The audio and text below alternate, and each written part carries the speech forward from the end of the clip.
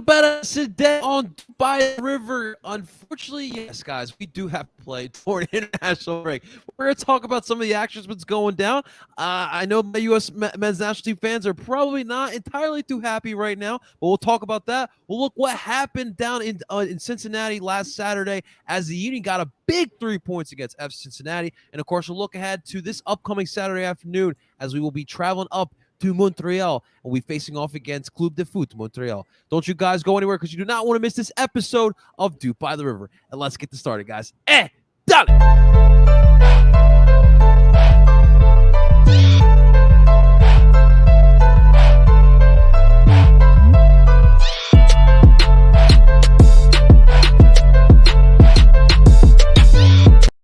And that is right. Welcome, everyone, to DOOP by the River, the show where we follow everything Philadelphia Union, brought to you by Philly Sports Network. Ladies and gentlemen, before we move forward into this episode of DOOP by the River, please do us a solid if you're watching this live on El Parcero Phillies YouTube channel, and we're also back on Philly Sports Network. Make sure you guys hit the like on both of these lives, and make sure you guys are subscribed to both of those channels. And, of course, all the episodes of DOOP by the River can be found on PSN Radio. And you can find that wherever you stream podcasts. All of your favorite Philly Sports Network podcasts are on there, from Flipping the Birds, you name it, it's all on there as well. So definitely check that out. But ladies and gentlemen, we got a lot to get to today, and of course, it's a duo here today, as my man Justin, PAX 10 Jump Squad President Freiberg, is here with me today. Justin, what's happening, buddy? You know, it's another solid week to talk some more Union soccer, and I'm feeling pretty good about things, and there's plenty to talk about with that Cincinnati game. Them kids be balling out is all I gotta say. What's that Green Day song? Wake me up when September ends. Here we are, man, and this team looks much better. It's crazy. It's crazy after what happens after Champions League. That CCL curse, man. That is for real, ladies and gentlemen. That is definitely for real. AK Game is letting us know. Go USA, of course. Obviously, let's go Team USA. So now we got AK Gaming back for more. We appreciate that. We missed you, and I hope you had a great soccer season as well, AK Gaming. So welcome back, my friend. But Justin, give us that update. What's going on right now with the U.S. men's national team? After a really horrible start, being down 1-0 on a very rough goal, the U.S. has finally decided to wake up. Greg Burlhalter realized he'd be out of a job soon because there is precedent for firing a coach after a loss at home to Costa Rica. I'm looking at you, Jurgen. They're up 2-1 in the 75th minute, and if they can get these 3 points, it'd be huge. But it's been a bit of a rough stretch, in terms of fans' nerves. But hey, they're at least Brendan's balling out. That's all that matters. Yeah, man. I mean, first off, with Burlhalter, explain to me, because obviously I follow the U.S. national team as diligently as you guys. What is the frustration with Greg Burlhalter per se? I think the biggest issue with Burlhalter is his perceived notion that you have to rotate your roster fully, and that if he's also rotating for the incorrect things against Panama, you really didn't have many players that could break anyone down. Giassi Zardes is not the striker that you want to try to break down a low block. Sebastian Lletget shows why there's times where you don't play Sebastian Lletget, and Panama was definitely one of them. I think it's just the roster choices, the tactical switches late. I think sometimes it's, every coach has those players they love, and Burlhalter, Lletget's definitely high on that list. But it's also showing that if you actually play the kids, and you got talented kids, you might actually. This is all sounding really familiar, Justin. I mean, well, Ariel was supposed to start before he got hurt in warmups. Timothy Weah showing why Timothy Weah probably should have started. Timothy Weah's back. Oh yeah, no, he's I love been back he's been balling out this cycle. but it looks. I don't know why I did not realize Gianluca Busio was on the roster because he's getting putting his jersey on. So it's He's getting some minutes for Venezia as well, from what I'm hearing. But yeah, no, it's honestly after a rough start, it's kind of leveled off. Although I will say that the prices I've heard for these tickets are like massively expensive. Like I talked to a friend of mine who's at the Canada game right now, and he paid like maybe $45 American for that ticket, and I'm like, yeah, try like doubling that, and that's what you're paying. Thanks, U.S. Soccer. Crazy, man. Wait, so what are they? The ticket prices? Are they more like the NFL or like the NHL? Like the NFL, tip prices are, and especially like yikes. You know how you flex prices during like quote unquote rivalry games. The U.S. Mexico in I think in Cincinnati, the prices are like it's just insane. It's just unreal how expensive they get, and it's mainly U.S. soccer. With the making those prices so crazy high.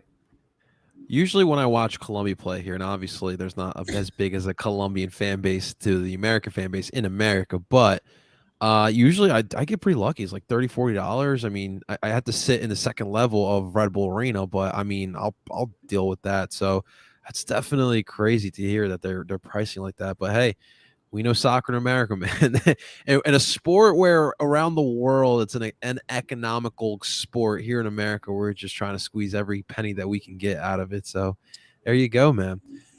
And back to the point of Burhalter, why not start Pepe? I don't watch too much U.S. men's national team, but I've been seeing what's been going on with Pepe, and I just want to understand, why aren't you guys trying to make him the future at that position?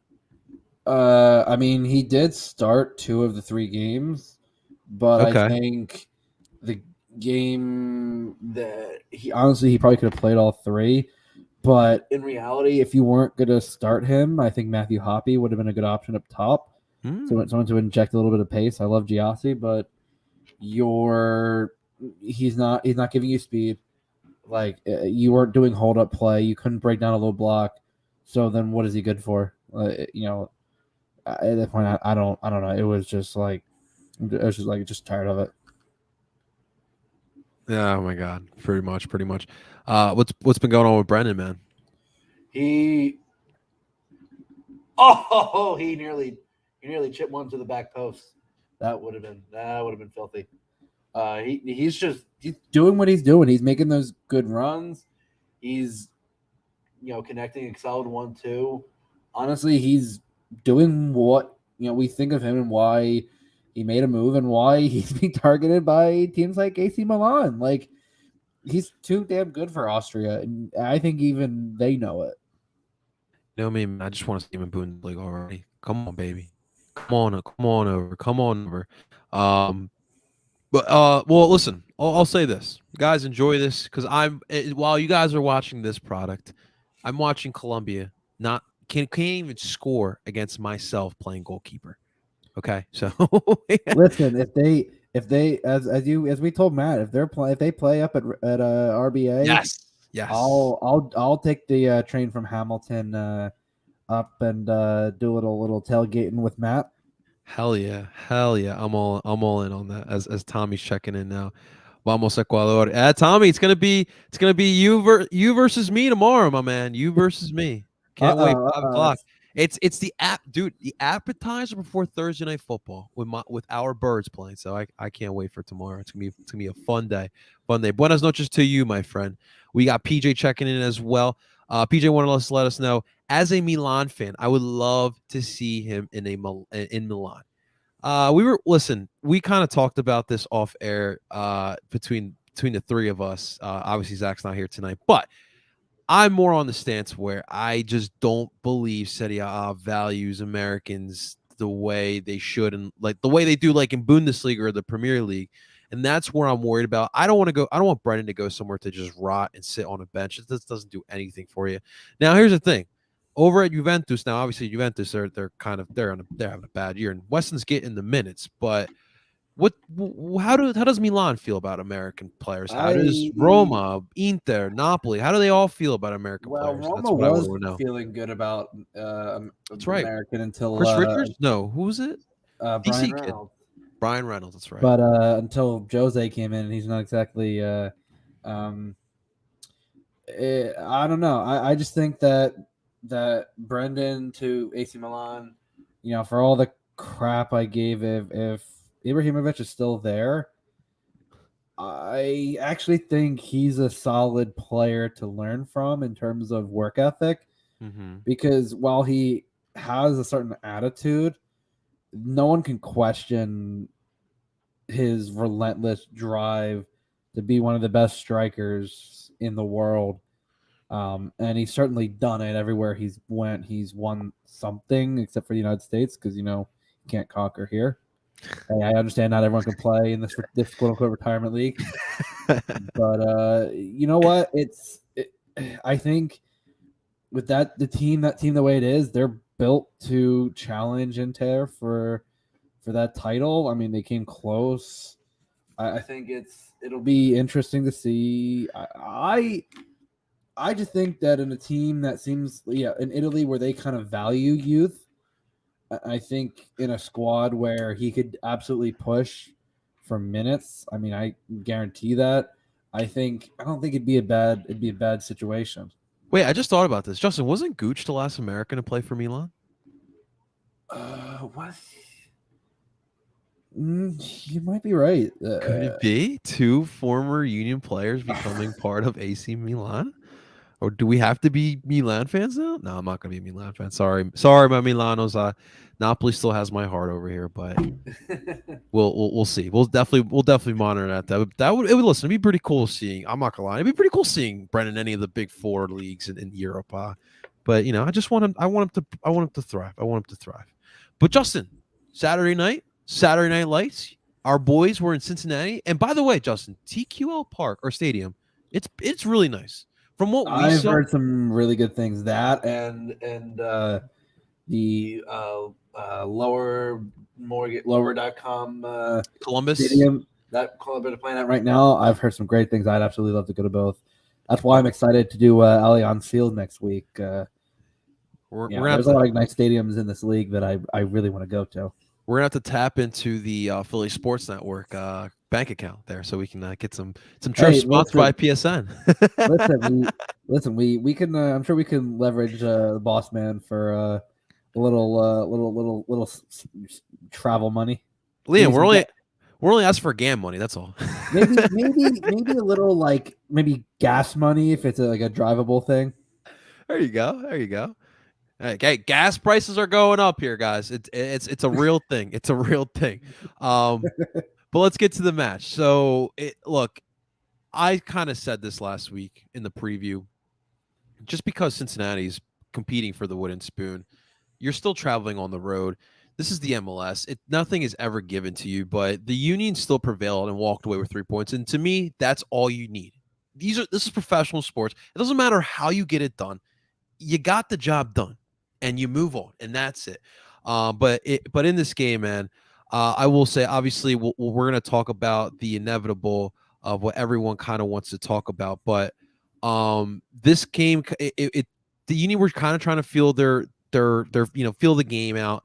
Obviously, we'll talk about the new formation that they were running in, but it all started in the 48th minute when Kasper Shabilko, what a rocket he put, that he just blasted that bad boy into the net for the early 1-0 lead. And then in the second half, what an absolute beautiful pass by Nathan Harrell.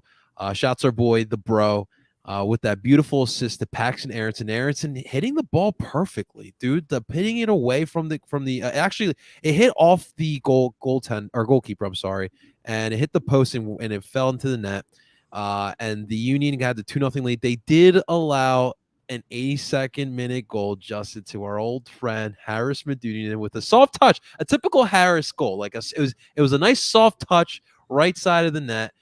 We didn't walk away with this shutout, but still, you get the 3 points. You walk out of there. It doesn't matter how you get it done. You got the job done. So first off, I want to start off, Justin, by asking you.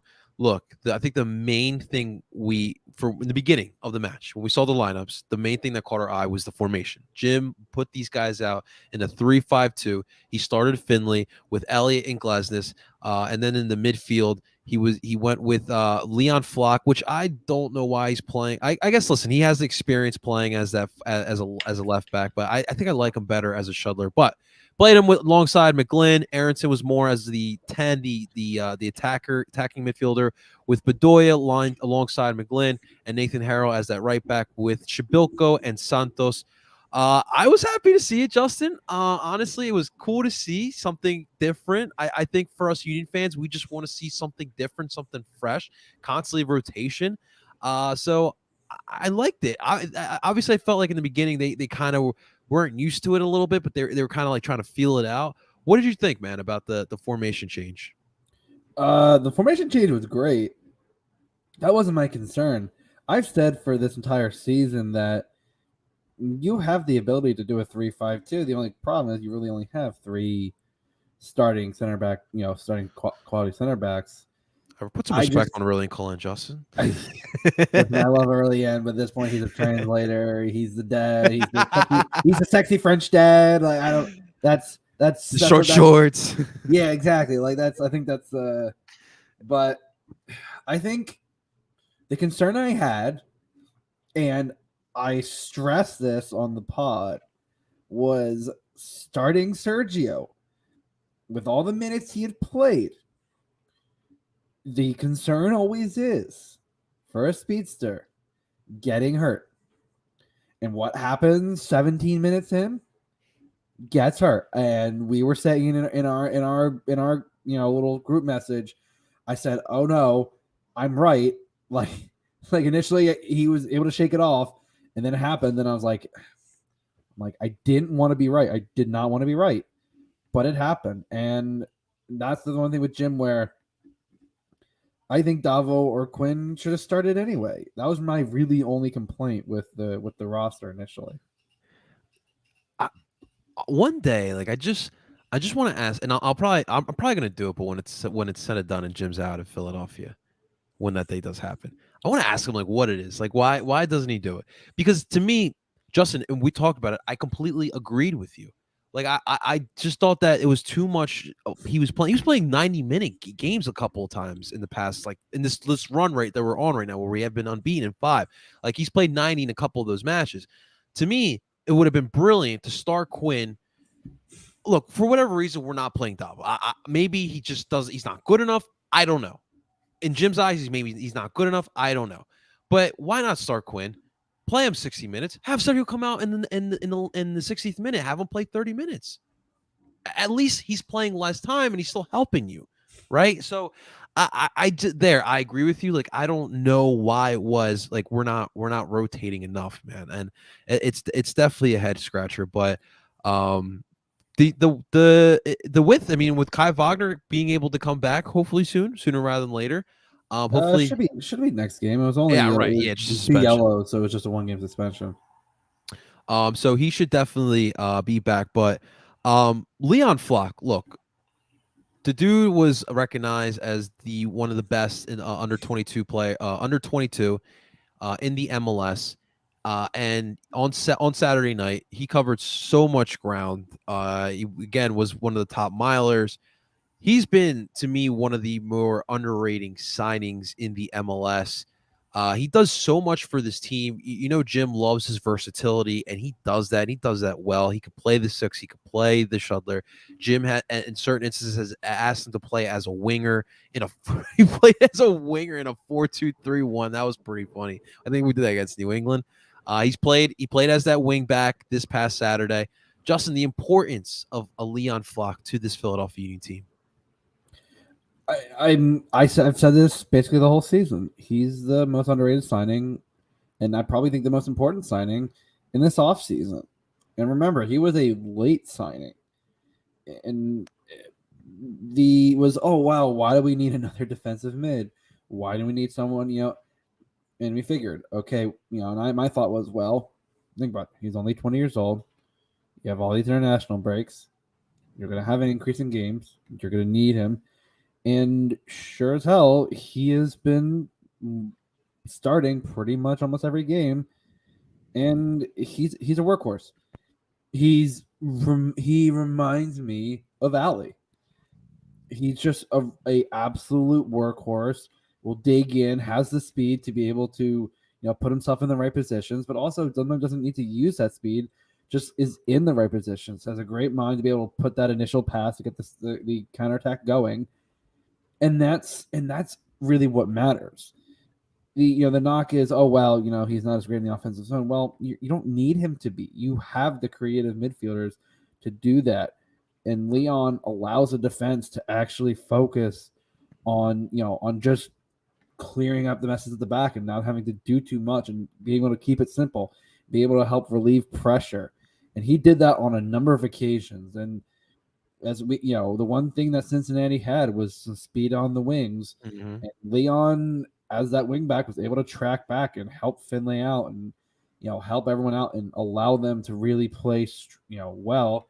And honestly, I think that's the biggest thing that you can ask for. And I think right now, I know it's not flashy with the stats, but outside of Andre, he's my team MVP right now. You're completely right. Like all the dirty work stuff that we don't usually talk about, like he does it all. And also adding that versatility for Jim, it's brilliant. To me, look, I was gonna say the one knock, of course, is going to be his. He's not very clinical, especially in the final third. I mean, even that goal, his first goal as a Union member. I mean, Evan Bush realistically should have stopped it. I mean, thank God he got it because Leon deserves a goal, right? But that's obviously a work in progress. He's still pretty young, like I said, under 22. So I think if is just focus on not on improving it. Just focus on improving that aspect of your game, and I would truly be happy to see that. PJ letting us know I was at the Union game, met Freeze's brother. That's pretty dope. We who did we meet, Justin, at the Atlanta game? George Campbell's brother. George Campbell's brother. He was a guy. He was a nice guy. All their brothers love to hang out and watch their brothers play. It's pretty cool. But yeah, dude, can we talk real quick about Matt Freeze? So here's what my think with Matt Freeze, right? I don't see Andre Blake leaving in the next couple of years. I honestly think he might be here for a while. Matt Freeze, to me, in my opinion, I believe he could start in this league. If a team is willing to dish out, wait, what was Romero's deal? Like 200K, a little less. He was a homegrown, right? Yeah, so it was different because he wasn't on a deal. Someone's willing to throw like 700, 800K for Matt Freeze. I might do it. For a goalie, that's a bold assumption. The team's gonna fork out that kind of change. What do you see, Matt Freeze? I mean that's a tough thing because I think I want him to you want him to do well, you want him to play, but you have Andre, and I think I don't necessarily think we have to rush him because lest we forget that most goalies really don't become starters or really become into their own until at least their mid-20s.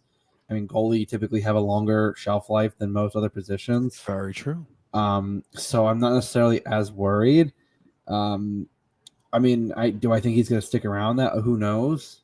But again, that's the idea. You don't know. But hey, it's nice having a very, very, very reliable option to help come in when Andre's not there. Absolutely, man. Absolutely. PJ got kicked out of the Cincinnati section.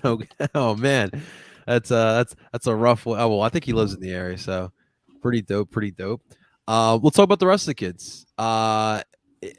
Guess what was the biggest takeaway from the kids? They dazzled again, man. All of them, all five of them. We'll throw Matt with that. The fact that at one point Casper was the oldest player on the field.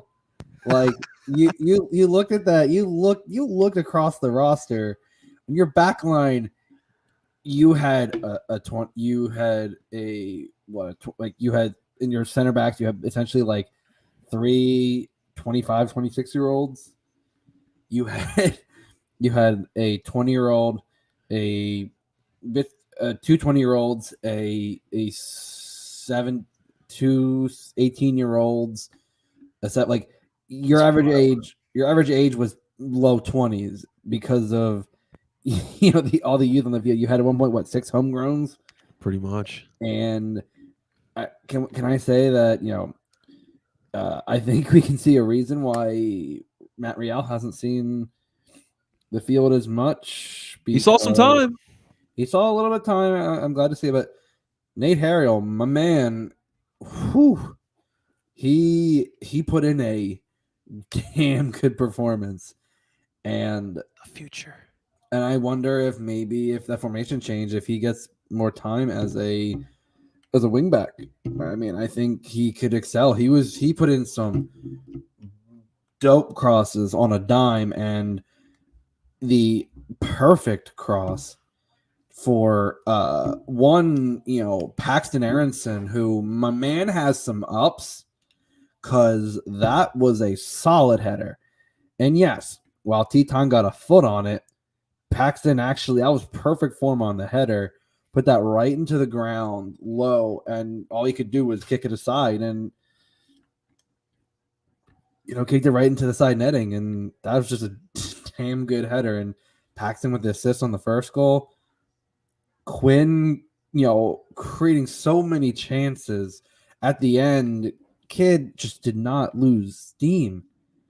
And you had Bueno come in. You had so many, just all the kids were balling out. It was unreal. And it makes you look and go, okay, I think our future's pretty good. You're not lying, dude. You're not lying. I mean, I don't know. I'll say this. A couple more years, or at least another year of Paxton getting a full year of starting. We'll see when that day happens, but he could be gone before Brendan left. Well, Brendan left when he was 19. Yeah. Paxton's 16 now, 17 now? 17. His hype is real. Like, I was told like he could be better than Brendan, and he's pretty damn good. I mean, right now we got Daniel Gazdag and I mean Jim still likes playing Jameer at the 10 as well, but listen, I need more. I need more Paxton. I need it. I just flat out need it. I love watching him play. Collier staying in Chicago, AK Gaming. To our point earlier, PJ wants to let us know that Philly to Cincy's 8 hours, and Philly to Columbus is about 6 if you're lucky. Oh, that's not bad. I've driven down to Myrtle Beach, and that's like 9.5. Pretty much. Freeze look good again. Hey, the Freeze train. I love me some Matt Freeze, dude. I love me some Matt Freeze. No playoffs for the Chicago Fire again. This just in. Hey, listen, you got a victory this year. You changed the logo. I think it's beautiful. And who we're about to talk with in a little bit will probably tell you that, yeah, he kind of is jealous a little bit about what has been going on in Chicago. It's definitely cool. It is definitely cool. PJ, we don't need a sexy French dad. We have Sebastien Letou. Hey man, we'll always welcome the French here, man. There's going to be multiple sexy French dads. You can never have enough. Yeah, exactly. What's up, Raynell? How you doing, man? 5 with the new logo, though. It is really nice, and from what I'm hearing from the Chicago people, they really are happy to see it. It's hopefully the MLS just needs to realize you don't need to fix what is not broken. I don't know if you saw today, Justin, but they're announcing, not announcing, but it seems as if Vegas will be the next expansion team. And already I saw someone quote tweet it. They're like, "Oh, I know the names: Las Vegas FC, Vegas United," and it's like the typical soccer. Real Vegas. Right. Just you don't have to be like the European clubs, like it. That Vegas FC. Pretty much, listen, man. If you want the a solid name, I think the Las Vegas Aces. The Las Vegas. See, that's the thing. you really just need to realize what it is like your city's about, right? Put the ingrain of the city into the name. That's a great one, right? Because obviously, listen, Vegas is it's no secret they are one of the biggest. Probably the biggest gambling city in the world. So being able to that is something that they definitely need to do. But Justin, I don't know if you saw the Raiders tickets. They're absolutely ridiculous. Okay.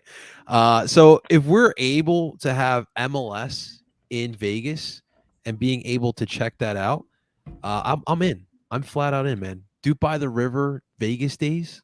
Dupe, dupe by the dupe by the Caesar's Palace, dupe by the Sands Casino.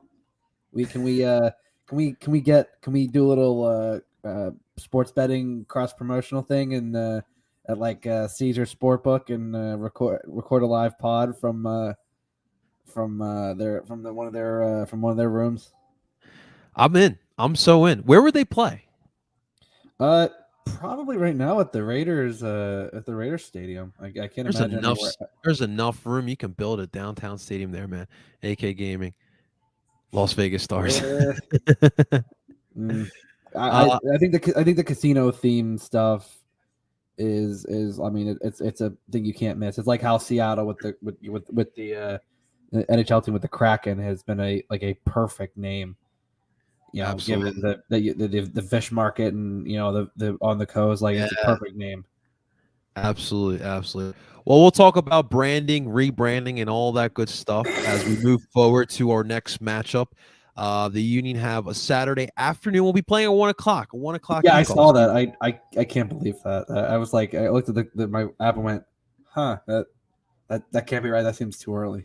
Yeah, so we'll have the rest of our days to ourselves. But so today, guys, help us preview this matchup against Club de Foot Montreal. We got ourselves from Montreal, Samuel Savy.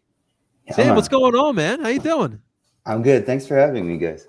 Absolutely, absolutely. So Sam is part of the Balls Around Montreal podcast, That's a great podcast that they got going on up there, talking about soccer, football in Montreal. So Sam, first off, man, thank you so much for joining us here today on short notice, on day that Canada is playing as well. Nonetheless, we appreciate you taking the time. But Sam, man. before we start, just tell us a little bit about yourself and kind of what you do covering Club de Foot. Yeah, I started. I was writing for a website maybe 2 years ago, Mount Royal Soccer, which is like the SB Nation blog for the Impact back in the day. So I met Paul Vance, who is part of the Ball Is Round now, and he had his own podcast. So we rebranded too when they decided to include me into it. So now that's how we are. The Ball Is Round, and our fourth member Eve, you had her on your show, guys. Yes. And so that's the crew. So I started just writing out of the blue, really, and I wasn't into that podcast and blog stuff, but it just interested me at some point, and here I am, man. Absolutely, absolutely. Yeah, Eve was a fantastic guest the last Oh, time yeah, she is. we were facing off against you guys. You guys shocked us last time a little bit. We did not expect that to happen in Subaru Park, but you guys came to play, and it was a great performance. Really, to me, we were talking before that we recorded tonight. A little shocked that you guys are at where you're at in the table. To be quite honest with you, before the season started, I thought Montreal would be a bottom half club. And you guys have been, you've been consistently in a playoff spot, and it's truly remarkable what has happened. And I think to me, like the big thing is we talked about before with Eve and the last time we talked to you guys, but you guys went from Terry Henry to Wilfred Nancy now as your new manager, and things seem to be clicking with Nancy. Kind of like in your eyes, like what has made Nancy so effective with this Montreal club? I think what makes Nancy such a good coach is he's been a coach most of his career. So with Nancy started like low level, like minor leagues in Quebec coaching. Actually like maybe 15 years ago, he coached against me when I was playing. In parks in Quebec, which is crazy, man. But he always stuck to coaching. So I think through the years, with all the experience that he got, even though it's very low league, but he went up slowly up the ladder. I think you gain so much experience that maybe some big time names like Thierry Henry or other coaches that are very good players, and they just come into the game as coach with not a lot of experience as coaches. They don't have maybe that, that feel that a coach that's been doing that for 20 years has been doing. So that's maybe one factor. And the second one for me would be that he's been with the club for so long. He's been an assistant coach. I think he started being an assistant coach with Mauro Biello, so 2015-ish, and before he was in the academy. So he our left back, who you're gonna see on the Saturday, Mathieu Chouanière, was coached by Wilfried Nancy at the academy when he was 11 years old. Oh my God! Say his name again one more time. Mathieu Chouanière. So he's a local product from the South Shore of Montreal, and Wilfried Nancy's been coaching him like all his life, man. So we were trying to pronounce his name. Obviously, we do mistake it sometimes, the French pronunciations, but we appreciate you for clarifying that. Oh, good, man. Oh, good. But no, it kind of sounds a little similar to what we have here in Philly. Now, look, Jim didn't grow up coaching in this area, but he played college soccer here in a local college here in Philadelphia. He did play in the MLS, but once he was done, he kind of came back and started coaching within this when the Union became an actual club in the MLS. And he is a Philly guy. He understands the city, understands how the city works. And that is truly an important aspect. Understanding how the fan base and the people who support the club, how they work, is truly important. And I think that's part of Nancy's success as well. So kudos to Wilfried Nancy, man. Yeah, and for sure he picked up where Henri left, right? So Henri had put some bases mostly on the system, wing back system a lot, and building from the back with the goalie who has to play through his feet, and strong, ball to feet center backs, not just kicking the ball left and right, really taking the time to open up a play and look for a pass out of the back. So that's something that Henri installed. But when you compare 1 year into Nancy and we had 1 year of Henri, I honestly think that tactically Nancy is a bit more astute. The little adjustments you do through a game, and how he'll prepare. He always plays the same system. It's a bit boring for that. Always the same system, but there's always some little tweaks in that system that shows that he prepared this way, that way, or he adjusted when he had to. So I'm really impressed by Nancy. I didn't think that a guy that used to coach 10 years old, 12 years old in Quebec, little leagues would do that well in the pros, man. Justin, sounds familiar, huh? Yeah, I'd say, listen, the one thing that's crucial, how is Wilfred's shoe game? Because Jim is, as we refer to him, the drip king. The man shoes every game. He's got a new pair of Jordans. He's got fresh kicks to go with a pretty nice outfit. So what's Wilfred's shoe game like? Man, he's pretty classic. He goes with the nice black kicks. Rémi Garde used to bring some nice kicks, Henri too, but Wilfred is a bit more of a down to earth guy, so not much of a shoe game for him, man. No matter how you do it, he just gets it done, man. He just gets it done. But continue on to the attack, because it's been truly interesting to see. Now you mentioned the whole the moving the ball from the back and bringing it up, right? But this kind of this forward group that you got going on right now with Romel Quioto, Mihailovic, and Joaquin Torres. Those guys seem to be clicking right now. Kind of, talk about how those guys have, especially Quioto. To me, I think he's taken another step in his game, man. Well, when Quioto was traded to Montreal, which he was traded for Victor Cabrera, who was an out of favor center back. So when we got Quioto, I mean, we weren't expecting much, and he did have some problems in Houston when he was over there. He was a bit underperforming, and he just took off. And the thing with Quioto is, I think he needs to be really emotionally involved in the game. If it's a game that he doesn't get kicked when it starts, we've seen his emotional. So he has to get kicked at the start of the game or something to just get involved, or because sometimes he'll just fade out a bit.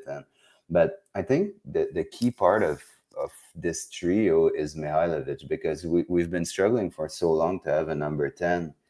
Even back in the days, Piatti was such a great player. Every time we put him as a 10, it wouldn't work. So we've been going after 10s for years. And now Mihailovic actually plays that role. He's not a pure 10. He's like between an 8 and a 10, but that's the closest that I said the same exact thing. I said, oh yeah, Johnny asked me before. I said, well, with Chicago, he's an 8/10. Like, he'll give you those dynamic passes, but typically exactly. he's better at bringing the ball up and more of creating than actually any kind of chance creation for sure.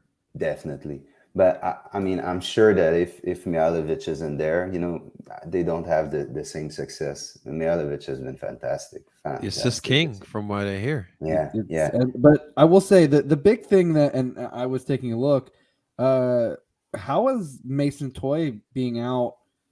Probably at this point, I think, for the rest of the season. I know I saw it said a few months. How is? I mean, he was the second leading scorer on the team. How is that really impacted? Because I mean, it definitely hurt. No pun intended. Please. Yeah, it definitely hurt, because Mason Toye was finally the finisher that I think we needed, like cynical in front of goal. And the problem is, when he went down, Kyoto was a bit in a slump, so we had to stick to Kyoto not really performing. He had like a mid-season slump, because behind him we didn't have much quality to play up front, because we have Bjorn Janssen, who's a TAM player, if I'm not mistaken, and we're paying him some good money, but he just wasn't ever able to take off. MLS seems a bit too quick for him, and he's a 6'5", like 200-pound guy, but he doesn't use his body. He gets out jumped, out beaten physically by opposition center backs. And we have Sunusi Ibrahim, I think he's 18 years old, and he's from the Nigerian Premier League. It's his first year in North America, so he's doing well, for someone who just arrived, but he's not the type of number 9 that we can lean on in a big playoff run, for not yet though. So when Mason Toye went down, it was all on Kyoto, and we were all praying for Kyoto to get his scoring going, and thank God it did. But if Kyoto wasn't back to normal before he got injured, of course we'd be in some trouble. And that's the weird thing that, with Kyoto as a central forward is, what has Wilfred done to really unlock him as a center forward? Because typically in Houston, he was a winger, and he's always excelled as a winger. Yeah. So what changed to make him more of a central player?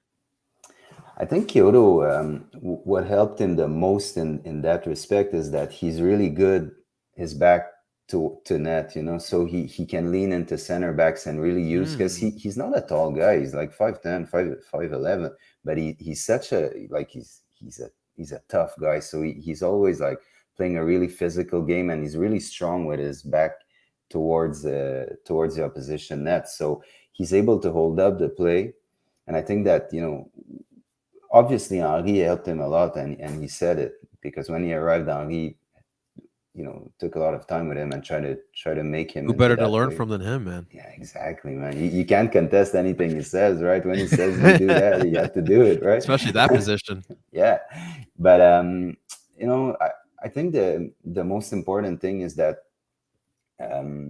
we gave him the opportunity to play like as high as possible on the field and use his physicality to be like an outlet pass, and he's always looked really happy to play that role. So if our defensemen are really under pressure from a good high press, he's always going to be available to take the ball down and play for the others while support comes. And I think he's thriving on that. Is like he's much more involved in the game that maybe when he used to play as a left winger, a bit isolated, maybe in a system that didn't get him the ball as often as he would want. So I think that's the biggest part, is that he's more involved in the games now as a center forward. Okay, all right, very interesting to hear. Now, here's my thought right now, Justin. So, hearing what Sam has to say about how Montreal is built, right? Built from the you bring the ball from the back. We just talked about Kyoto with Torres and Mihailovic. So I'm thinking here, we play our game, and we know when we play Union soccer, that physical style, that high press, I don't know if Gazak could bring that. I know you love Daniel Gazak, but what I want to know from you, what do you think the lineup is going to be this upcoming Saturday against Montreal?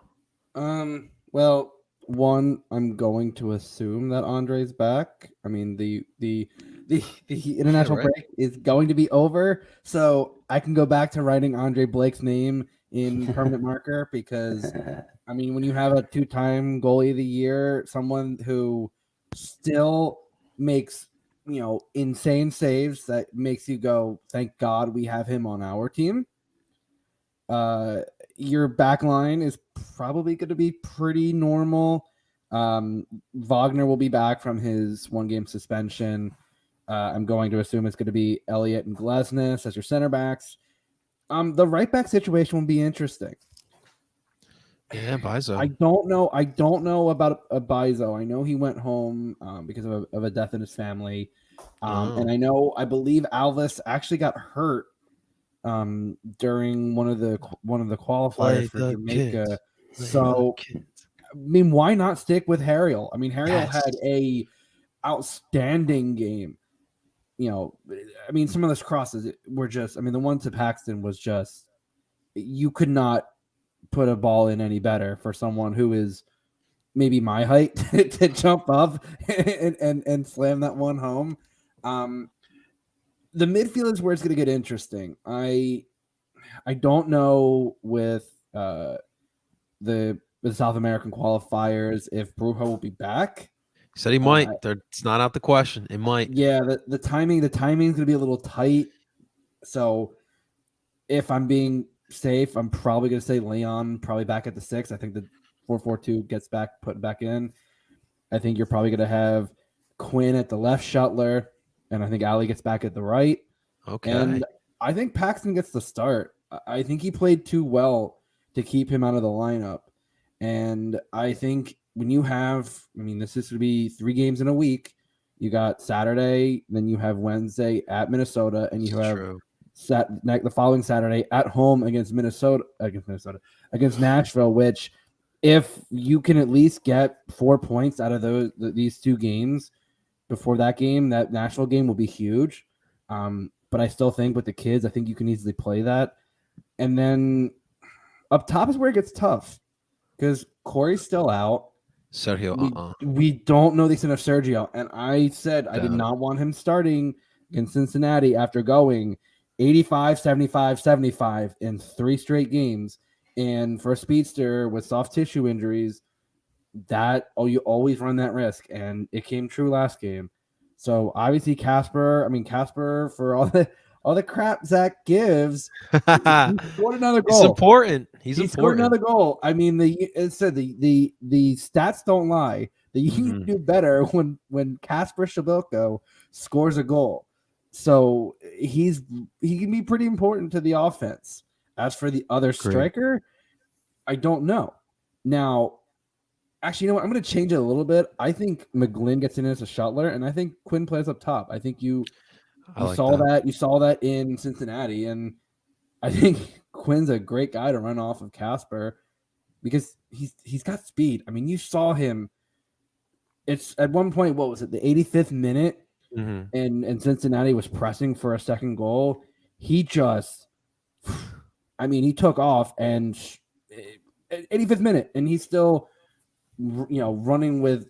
Man, I wish I had that energy even at 17, 18 years old. I wish I could have run circles like that. But I think it's going to be another youthful lineup, and I have no problem with that, especially if if they're all coming back from international duty, give them a rest because you got 2 games next week. So I think you don't want to push it. You're at the home stretch of the season.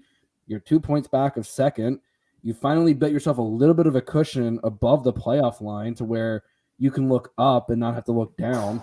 So I think this game is going to be a tough one, especially an early game, which I still can't believe it's a 1 o'clock game. I did not. I had to look twice at the FOTMob app to make sure it was correct. But I think this game is always tough because traveling up to Montreal it's been mixed results. Lately for the Union, it's been good, but in prior years, it was tough place to play, and I think that still holds true. Every time I hear that bell get rung after a goal, there's like there were times when Piatti was running rampant on the Union, that bell just kept ringing and ringing and ringing, and it gets back some memories. But yeah, I'm pretty confident that it's going to be a pretty youthful lineup on Saturday. So I'm trying to look it up, but I'm pretty sure from Joe Tanzi's tweets today, I think Jamiro is back, and he actually looked good from what Jim was saying. And I looked it up. Daniel Hungary's done their World Cup qualifiers. South America is always trickier, but keep an eye out for those two guys. Again, who knows, because of, like Justin said, the amount of matches that we will have to play the next week.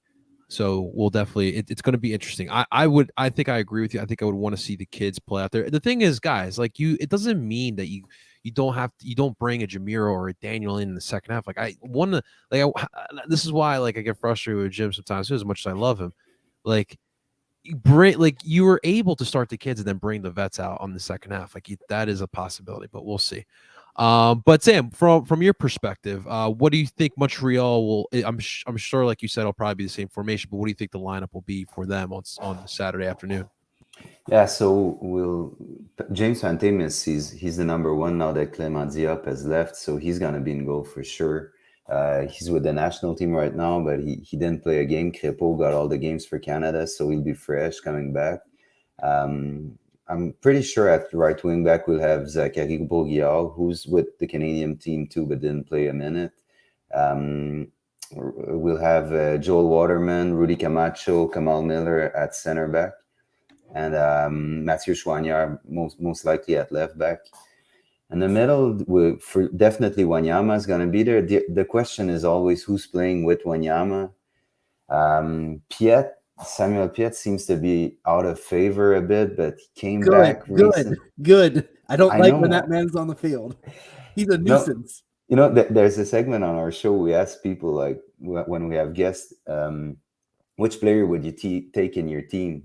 And we had Piet so many times, but he barely plays for Montreal, But right now he's playing a bit because Ahmed Hamdi is injured. But I'm pretty sure if Hamdi is ready to go, Ahmed Hamdi is gonna get the start next to Wanyama. If he's not, because we didn't have an update on his status yet, it's gonna be Piet next to Wanyama. Of course, Mihailovic has the 10, and I think Sunusi Ibrahim, the Nigerian kid that I was talking about earlier, with Joaquin Torres up front. So that would be the lineup I expect. Yeah. Okay, very interesting. Breaking news, guys, from AK Gaming: Alexandre Pato still plays for Orlando. So we got some breaking news. He's been hurt. Nice. He's played one game and has been hurt the whole year. Literally the whole year. I don't know. But all right, let's get to the prediction time. Sam, you are the guest. We'll allow you to go first. What do you think will happen Saturday afternoon? And give us a final score prediction. I think Montreal will really play a strong game because we're going on the road, I think, for 3 games after. So this is really crucial time for us. So I'm sure we're going to play over our heads. So I'm not expecting us to win because Kyoto is injured, obviously, but I think we could manage a 1-1 draw. And honestly, I'd be really happy for the standings if it does happen. So yeah, 1-1.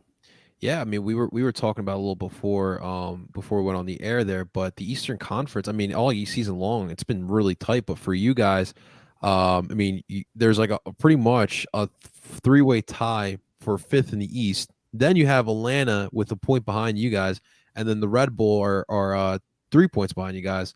So it's pretty tight, and every point counts going forward. So I definitely feel you on that. Yeah, it's gonna be a dogfight till the end, and I'm sure in the MLS offices they're really happy that's happened because it's great for the for the viewership and people in the stands, man. That's awesome. But for us fans, man,